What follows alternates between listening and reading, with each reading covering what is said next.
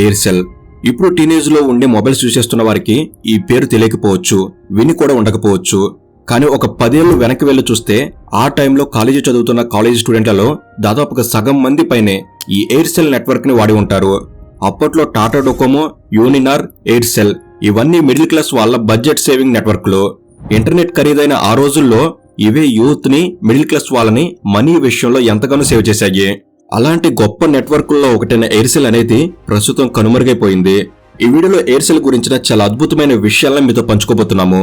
అసలు ఒక చిన్న కంపెనీగా మొదలైన ఎయిర్సెల్ అగ్రస్థాయి కంపెనీకి ఎలా మారింది, కోట్ల మంది కస్టమర్ల మనసుల్ని ఎలా కొల్లగొట్టగలిగింది, ఒకప్పుడు ఎన్నో దిగ్గజ కంపెనీలకు గట్టి పోటీ ఇచ్చి విజయవంతంగా సాగుతున్న ఎయిర్సెల్ కంపెనీ అనేది ఉన్నట్టుండి అనూహ్యంగా నష్టాల్లోకి వెళ్లిపోవడానికి గల కారణాలేంటి, అసలు ఎయిర్సెల్ ఏమైపోయింది, ఎయిర్సెల్ స్కామ్ చేసింది అంటున్నారు, ఇందులో నిజమెంత, అసలు ఎయిర్సెల్ పతనానికి వెనుక ఉన్న ఆ వ్యక్తి ఎవరు, ఇలాంటి అన్ని ప్రశ్నలకు సమాధానాలని ఈ వీడియోలో స్పష్టంగా చూద్దాం. అండ్ మీరు మీ కాలేజ్ డేస్ లో ఉన్నప్పుడు మీ ఫేవరెట్ నెట్వర్క్ ఏమిటి తప్పకుండా కామెంట్స్ లో పంచుకోండి. అండ్ ఇలాంటి మరిన్ని ఇన్ఫర్మేటివ్ వీడియోస్ అనేవి ఇక్కడ నుంచి రాబోతున్నాయి. అవన్నీ మీ వరకు తెచ్చేందుకు మీ సపోర్ట్ కి వీడియోకి జస్ట్ లైక్ చేయండి చాలు. సో ఇక లేట్ చేయకుండా let's get into the video.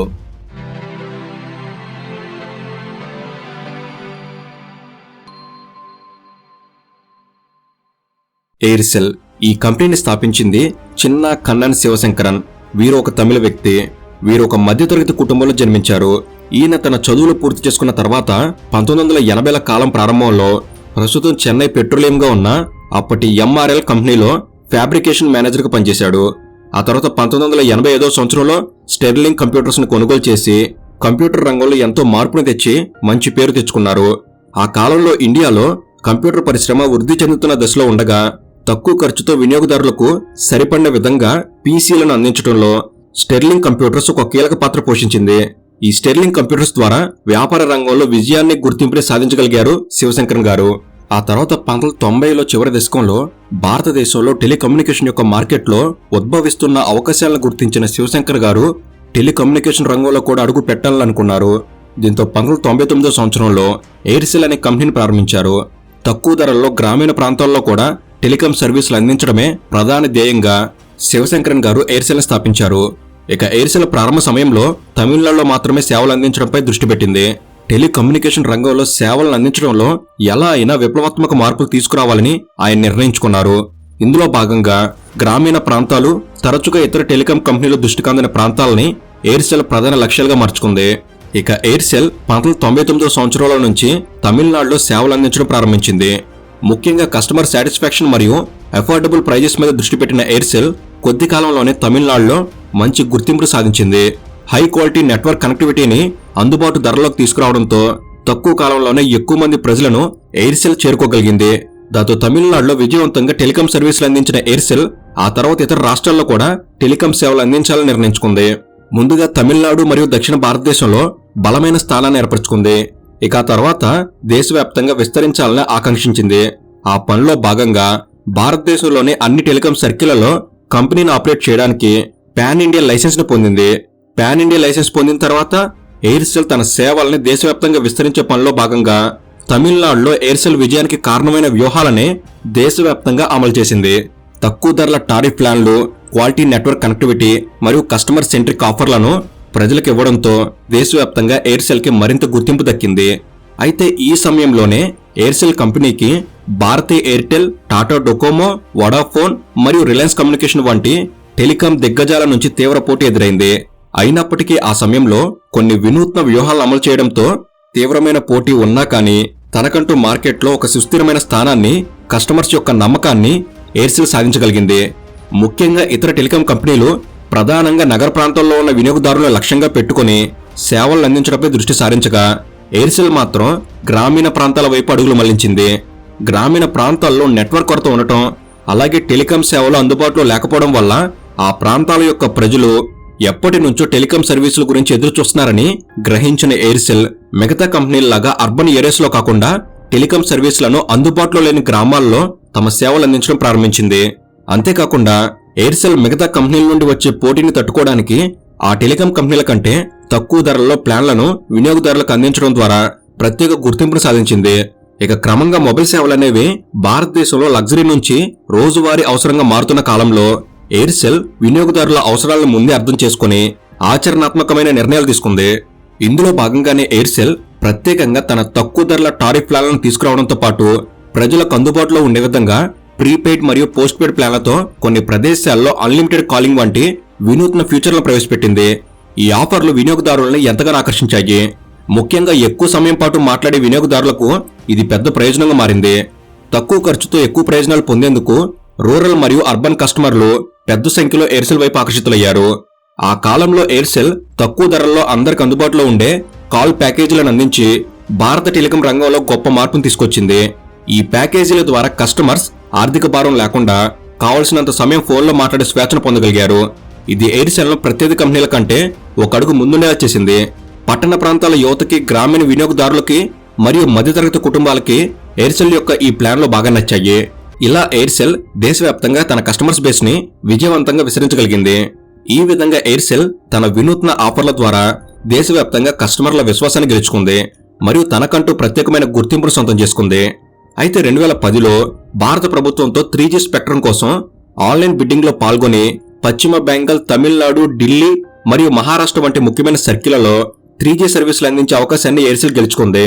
3G spectrum గెలుచుకోవడంతో Aircel వినియోగదారులకు వేగవంతమైన ఇంటర్నెట్ సేవలు, కొత్త డేటా ఆఫర్లు మరియు హై క్వాలిటీ వీడియో కాల్స్ లాంటి సౌకర్యాలను అందించగలిగింది. ఈ సేవలనేవి వినియోగదారుల రోజువారీ కమ్యూనికేషన్ అవసరాలు తీర్చడంలో ముఖ్య పాత్ర పోషించాయి. వెబ్ పేజీలు త్వరగా లోడ్ అయ్యేవి, సులభంగా వీడియోలు స్ట్రీమ్ చేసుకునే అవకాశం, అలాగే హై క్వాలిటీ కనెక్టివిటీతో వీడియో కాల్స్, ఇవన్నీ కస్టమర్స్ యొక్క అవసరాలని ఎయిర్సెల్ మరింత సులభతరం చేసింది.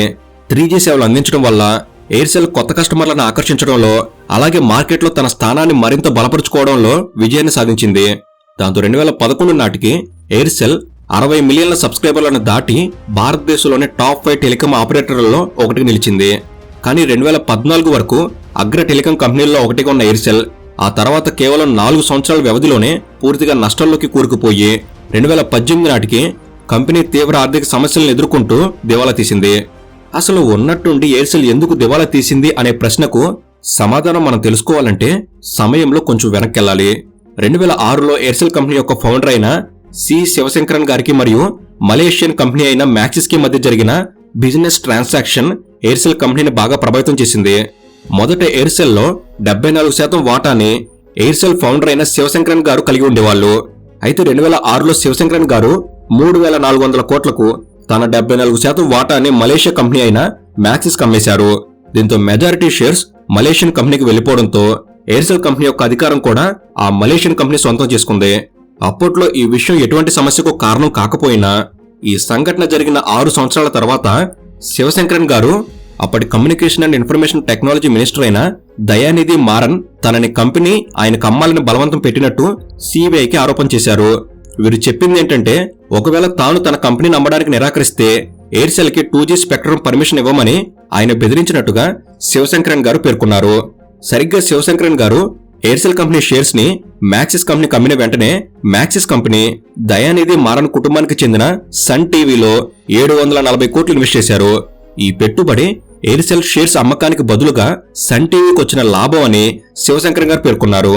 ఈ ఘటనలు ఎయిర్సెల్ మ్యాక్సిస్ స్కామ్ పేరుతో దేశవ్యాప్తంగా పెద్ద రాజకీయ దుమారాన్ని సృష్టించాయి. శివశంకరన్ గారు చేసిన ఈ ఆరోపణల ఆధారంగా సిబిఐ దర్యాప్తు ప్రారంభించింది.